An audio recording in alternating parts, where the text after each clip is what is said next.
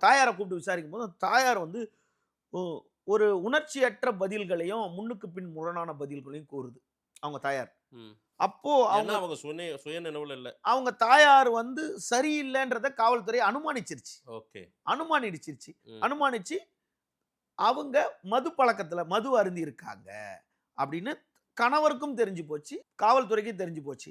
அப்போ 2:30 மணிக்கு மது அருந்தா கூட ஒரு 5:30 மணிக்கு அப்படியே கடந்து ஒரு 7 மணிக்கு அவங்க தெளியிறாங்க. ம். தெளிஞ்ச உடனே இந்த இன்சிடென்ட் சில பேர் என்ன பண்ணுவாங்க, அதை மறைக்கிறதுக்கு குழந்தை காணோமே, குழந்தை காணோமே இப்படி அழுதுகிட்டு இருக்கும்போது, ஒரு அழுத தாய்கிட்ட போய் வேற எதுவும் போய் கேட்க முடியாது. குழந்தை போச்சேன்னும்போது வேற யாரும் இன்டீரியரா உள்ள போய் என்ன நடந்துச்சு இங்க வாங்க, வாய ஊதுங்கலாம் கேட்க முடியாது. யாராலயும் கேட்க முடியாது. அதாவது அப்ப தாய் அழுதுகிட்டு இருக்காங்க. குழந்தை காணாமல் போனது அந்த தாய்க்கு அது இவங்க அப்போ அப்பாவுக்கு தெரியல. தெரியறபோது அப்பா வந்து சொன்னதுக்கு அப்புறம் தான் தெரியுது. தெரியுது. இப்ப கதை சொல்லுது அந்த அம்மா.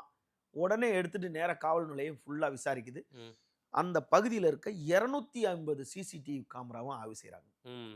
ஆய்வு செய்யும்போது, இந்த பொண்ணு வண்டியில இவர் கூட அந்த கார்த்திக் கூட வண்டியில போறத ஆனா அந்த கார்த்திக்கும் குழந்தை மிஸ் ஆனத வந்து தெரியாத மாரியே ஆமா. காட்டியிருந்திருக்கான். அதுக்கு முன்னாடியே கார்த்திக் தெரியாமயே காவல்துறை என்ன பண்ணிடுச்சு, ஆ, அந்த குழந்தைங்க கூட விளையாடி இருக்கோ, ஆ. அந்த குழந்தைங்க கூட போயிட்டு காவல்துறை கூப்ட்டு, அந்த பொண்ணு உங்க கூட விளையாடுச்சே, எங்க போச்சு? இந்த பொண்ணு எங்க போச்சு? அப்படின்னு கேட்கும்போது, இந்த மாமா கூட்டின்னு ஒரு மாமா கூட போச்சு, ஒரு ம். மாமா கூட போச்சு அப்படின்னோனே, உடனே இந்த பைக்ல போனோனே, தெரியாம எடுத்து இந்த மாமாவான்னு கேட்டா, ஆமான்னு சொல்லிட்டாங்க. ஓ!